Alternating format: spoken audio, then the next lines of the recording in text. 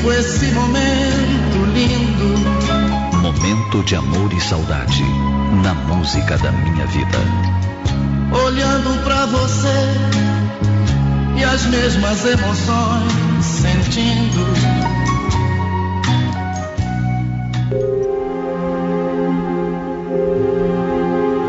Olha, eu acho que eu sou um pouco como o apóstolo Tomé. Tem certas coisas que eu só acredito vendo. Só acredito depois que me provam por A mais B que aquilo é verdade. E olha que ainda tem de ser muito bem provado, tintim por tintim, porque do contrário, não tem como me convencer.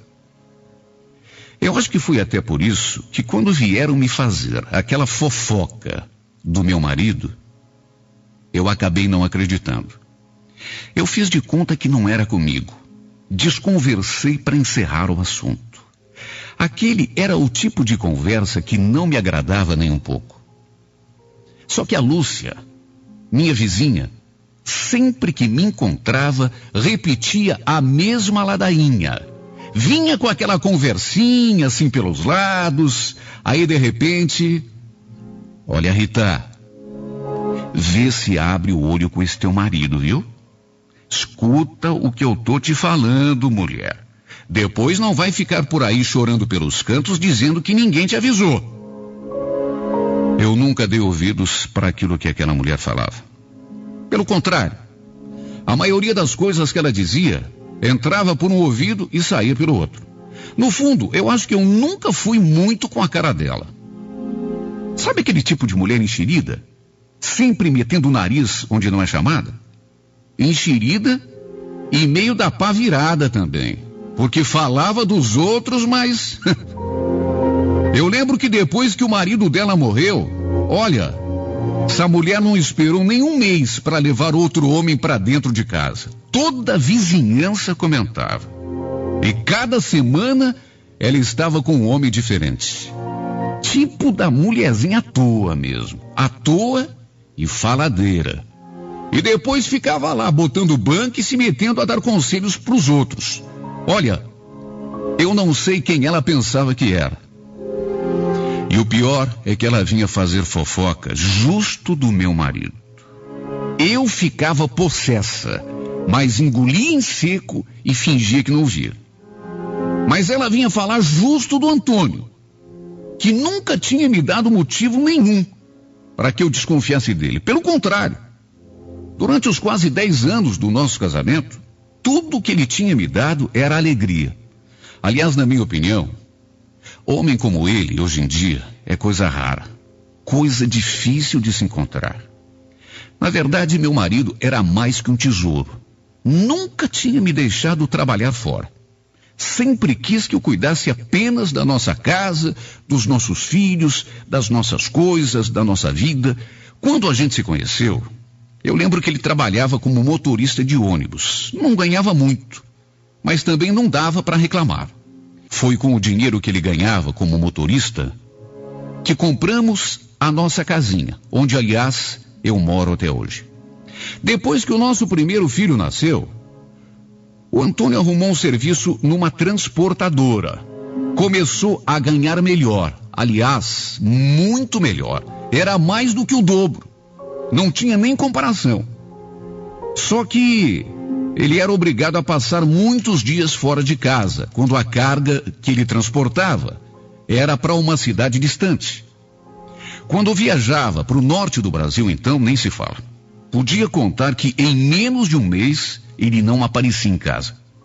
Quer dizer, aparecer, ele não aparecia, mas ligava praticamente todo dia. Marcava presença nem que fosse apenas por telefone. Teve inclusive um dia que eu não esqueço. Olha, sinceramente, quando ele telefonou e disse aquilo para mim, eu acabei chorando. Eu fiquei tão comovida, porque não foi apenas o que ele falou, mas a maneira como ele falou. Deu para sentir que aquilo era do fundo do coração, não era da boca para fora. Fazia uns 10 dias mais ou menos que ele estava fora, viajando, quando telefonou para casa. E lá pelas tantas ele me falou: Rita, olha, eu vou dizer uma coisa para você. Essa é a última vez que eu venho para esses lados sozinho. Da próxima vez, você vem comigo. Nem que eu tenha que te amarrar na cabine do caminhão. É muita saudade que eu sinto de você, Rita. Eu não aguento. Olha, eu amava tanto esse meu marido, que se não fosse por causa dos nossos filhos, que ainda eram muito pequenos na época, eu era bem capaz de aceitar aquela proposta. Viajaria com ele para qualquer lugar. Eu acho que o acompanharia até o fim do mundo, se fosse preciso. E olha que eu ia com a maior alegria. O Antônio era também um pai exemplar. Apesar de ser um pouco ausente, não por sua culpa, claro, mas por causa do seu trabalho, ele nunca deixou faltar nada para os filhos, nem para os filhos e nem para mim. Era um homem de ouro, como já não existe mais hoje em dia. Por isso é que eu não admitia ouvir ninguém falando mal dele. Eu acho que foi até por isso que um dia acabei quebrando o pau com aquela Lúcia, aquela minha vizinha. Só para variar, ela veio com aquela mesma conversinha a respeito do meu marido. E aí, Rita, você pensou naquilo que eu te falei? Você tá cuidando bem do teu homem? Vê lá, hein? Quem avisa, amigo é. Foi aí que eu simplesmente perdi as estribeiras. Até aquele momento, eu tinha levado assim na esportiva. Ela falava e eu fingia que não ouvia. Só que aquele dia, eu não sei o que me deu. Eu acho que foi a gota d'água. Escuta aqui, ô Luciano. Já faz tempo que eu tô para te perguntar uma coisa. Eu só não fiz isso ainda porque eu tô me segurando. Mas se você quer saber, agora eu vou te perguntar e dependendo da tua resposta, eu vou encher essa tua cara de bolacha, que é o que tu merece. Era a primeira vez que eu retrucava as provocações dela. Depois que eu falei aquilo, ela ficou me olhando com uma cara de espanto, porque não esperava. Eu que já tinha começado, aí eu fui adiante. O que foi? Ficou muda? Você é tão faladeira? Olha, se você tem alguma coisa para falar do meu marido, fala logo. Ela então, mesmo com medo, falou: olha, Rita, eu não queria ser tão direta com você, porque eu achei que não fosse preciso. Mas eu tô vendo que você é muito ingênua. Você é uma pessoa muito pura. Mulher, abre teu olho. Será que você ainda não percebeu que o teu marido tem um caso? É claro que eu não era burra. É claro que eu entendia muito bem aquelas provocações que ela fazia praticamente todo dia. Só que eu nunca acreditei. Eu fazia de conta que nem ouvia as barbaridades que ela falava. Para mim, tudo aquilo não tinha cabimento. Era tudo bobagem, inveja, despeito. Mas ela não parou por aí. Rita, larga a mão de ser boba, mulher. Acorda. Você não vai me dizer que você acha mesmo que o Antônio é fiel, mesmo ficando tanto tempo longe de casa? Tu acha que o homem vai ficar 20 dias, 30 dias sem mulher? Pelo amor de Deus, né, Rita? Tenha santa paciência. Depois que ela falou aquilo, eu não sei o que deu em mim. Eu estava sentindo tanto ódio, mas tanta raiva daquela mulher, mas tanta, que foi assim instantâneo. Foi no impulso. Acabei dando uma bofetada na sua cara. Mas olha, estalou. Dei o tapa e já fiquei esperando que ela pulasse em cima de mim para revidar. Só que em vez disso, ela deu uma risadinha sarcástica e balançou a cabeça, como que não acreditando naquilo que eu tinha feito. Depois me olhou bem no fundo dos olhos e disse: olha, Rita, eu não devia fazer isso, mas eu acho que você também precisa saber. Não é justo que o safado faça o que vai fazer e que você fique aí posando de mãe de família. Por que a gente não faz o seguinte? Vamos até a minha casa, que lá eu te mostro uma coisa que eu tenho certeza vai te fazer mudar de ideia.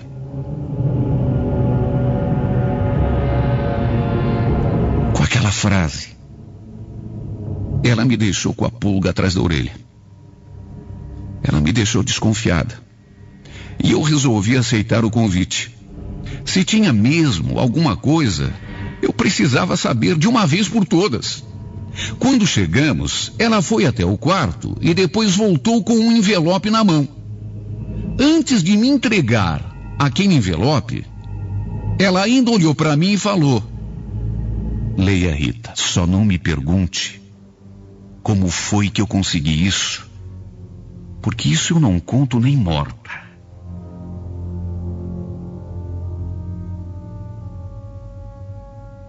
Naquela hora, Lúcia estava séria. A sua expressão já não tinha mais aquele arzinho de deboche, aquele risinho de ironia. Confesso que fiquei assustada. Confesso que fiquei insegura, porque a coisa parecia séria. Antes de abrir o envelope, eu fiquei imaginando o que podia conter aquele pedaço de papel para que ela mudasse de expressão tão de repente e para que ela falasse com tanta segurança.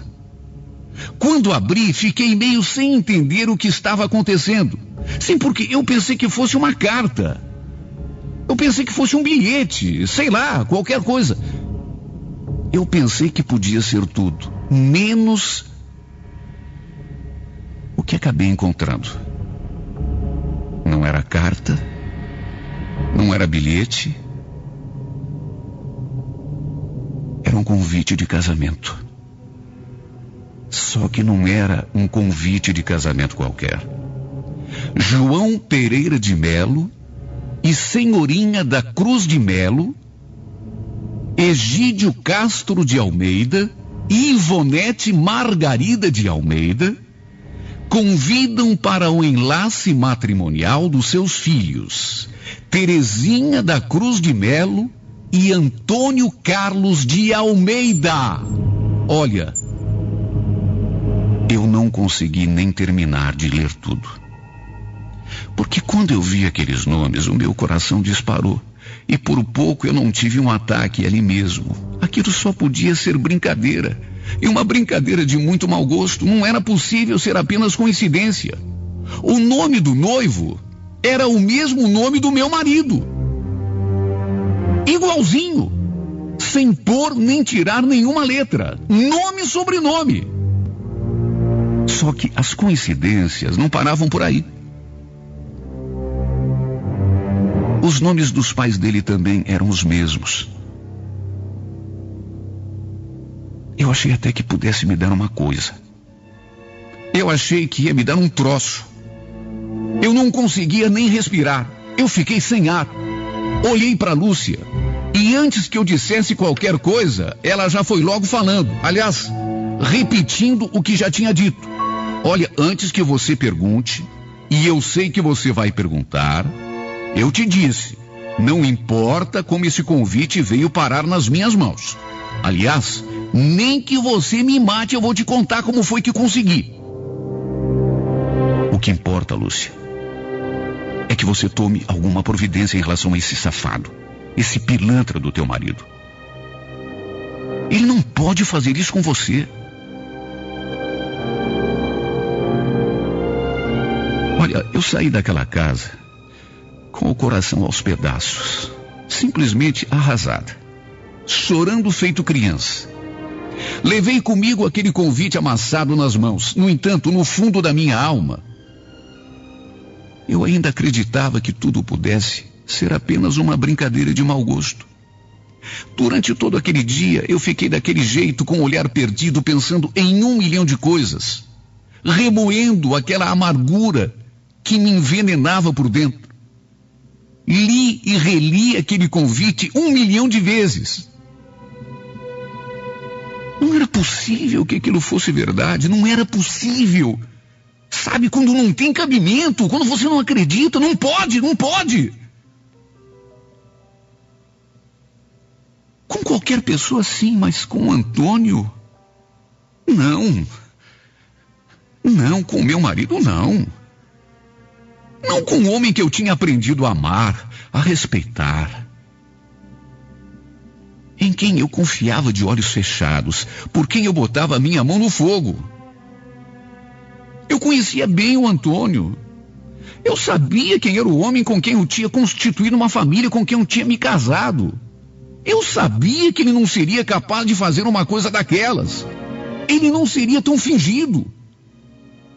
Não a ponto de aprontar aquilo comigo. Nunca. Não. Não e não. Definitivamente aquilo só podia ser uma brincadeira. Só podia ser alguma tramóia daquela despeitada da Lúcia. Claro. É claro. Invejosa do jeito que era. Eu não duvido que ela fosse capaz de inventar aquela história só para colocar minhoca na minha cabeça e disseminar a discórdia entre mim e o meu marido. Só podia ser.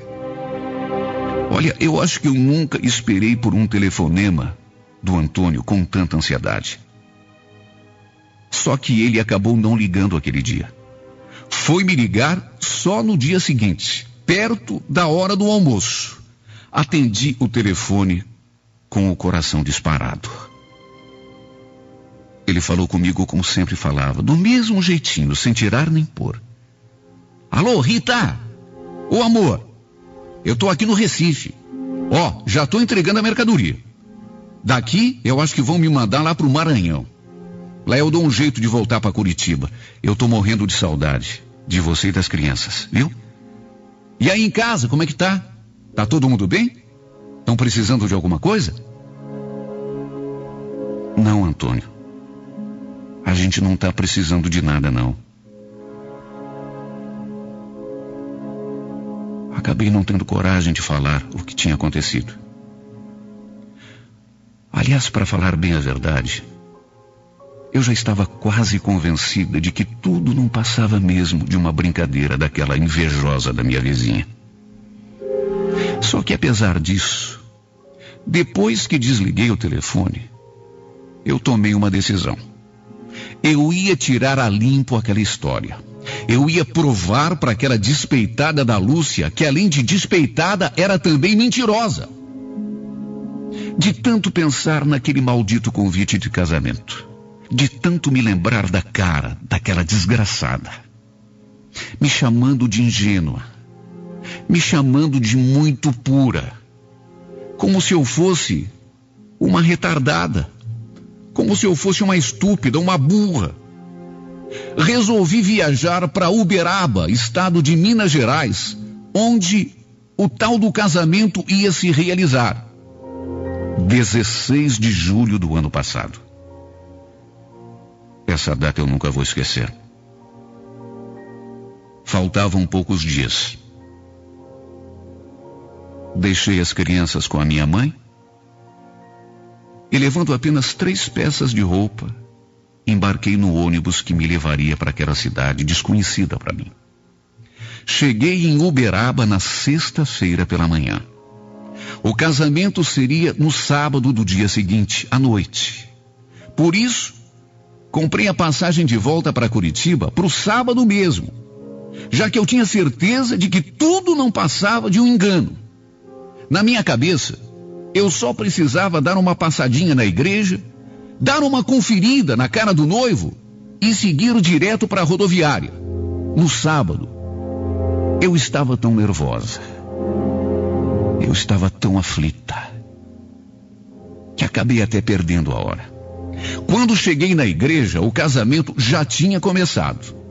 Fui entrando meio que escondida, com o coração acelerado, e me acomodei lá no fundo.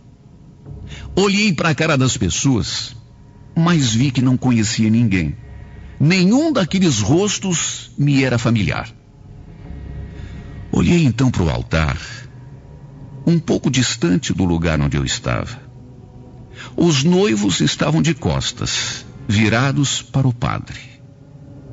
Com os olhos, procurei os pais do Antônio, porque, claro, já que era mesmo o meu marido quem estava se casando, nada mais natural do que os seus pais estarem ali.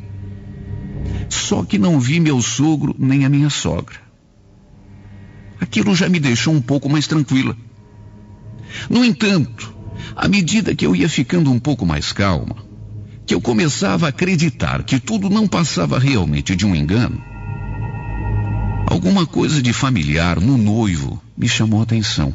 Eu não sabia se eram os cabelos, se eram os ombros. Eu não sei. Mas alguma coisa nele acabou me deixando agoniada. Resolvi então chegar um pouco mais perto.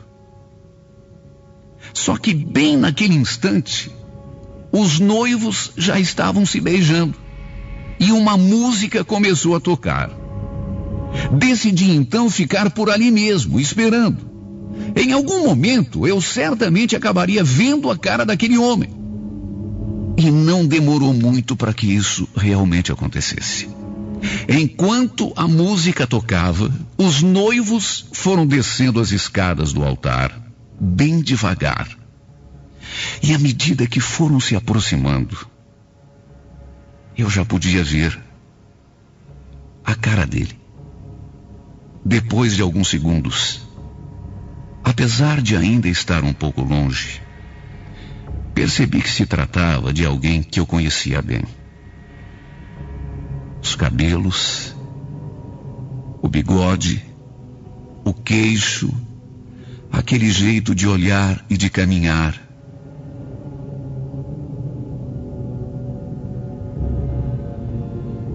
Não restava nenhuma dúvida. Não restava dúvida. Era ele. Era o meu marido que estava se casando. Por mais absurdo que isso pudesse parecer. Era o Antônio. Era o meu Antônio. Era o desgraçado do meu marido que estava se casando com outra mulher. Quando ele passou perto de mim, eu acho que nem me viu. Tamanha era a sua cara de felicidade. Nem pro lado ele olhou. Eu fiquei ali quietinha. Eu fiquei ali só assistindo, feito uma tonta. Não acreditava no que os meus olhos estavam vendo. Não consegui falar uma palavra sequer. Tamanho era o meu estado de choque. Depois que o casamento acabou e todo mundo saiu, eu ainda permaneci ali sentada naquele banco da igreja, olhando para o nada, sem saber o que fazer. Lembrando da cara do meu marido, de mãos dadas com a mulher com quem tinha acabado de se casar. Acho que ainda não tinha caído a ficha, como se diz. Eu ainda não estava acreditando que aquilo pudesse estar acontecendo de verdade. Naquele momento eu senti uma amargura tão grande, mas tão grande, que a vontade que eu tinha era de ficar ali mesmo, nunca mais levantar daquele banco. Sabe, parecia até que se eu morresse ali, naquela mesma hora, para mim não faria a menor diferença. Tamanha era a minha tristeza, tamanha era a minha amargura, a minha decepção, a minha desilusão. Meu Deus, como eu pude ter me enganado com um homem por tanto tempo? Como eu pude ter sido tão estúpida? Era só isso que eu me perguntava. E ali mesmo, naquela igreja, antes de ir embora, eu aproveitei para rezar e pedi orientação a Deus. Pedi que Ele me mostrasse o melhor caminho, a melhor decisão a tomar. E acabei realmente tomando, talvez não a melhor das decisões, mas pelo menos aquela que meu coração escolheu. Passado muito tempo daquele maldito dia, eu ainda fico me perguntando por que o Antônio fez aquilo comigo. Não apenas comigo, com a nossa família. Sabe, não dá para entender. por mais que eu pense, por mais que eu tente uma explicação, um sentido, não dá para entender. Justo comigo, que sempre procurei ser a melhor das esposas, a melhor das mães, eu juro que eu não consigo entender. Depois daquele dia, para aumentar ainda mais a minha decepção, acabei descobrindo que aquela Lúcia, minha vizinha, também havia sido amante do Antônio. E tinha sido até por causa disso que ela tinha conseguido aquele maldito convite de casamento. Tinha roubado, escondido, da cabine do caminhão, num dos encontros que ela teve com o meu marido. Ordinária. Mulherzinha à toa. Quanto a mim, ainda continuo vivendo com ele. Para ser bem sincera, não tive nem coragem de contar que eu sabia de tudo. Que eu tinha inclusive ido ao seu casamento. Eu indo no casamento do meu marido. Eu acho que eu nunca vou acreditar nisso. Meu Deus do céu, eu o amava tanto que preferi continuar vivendo a seu lado, mesmo que fosse de mentira. Mesmo sabendo que ele levava uma vida dupla, que tinha outra mulher e que em breve teria também outros filhos. Isso ainda me machuca muito. Agora, o que mais dói é quando eu o vejo brincando com os nossos filhos. Eu fico pensando que tipo de pessoa é capaz de fazer o que ele fez e fingir tão bem. Sabe, tem coisas que nem que eu viva 1000 anos, nem assim eu vou conseguir entender.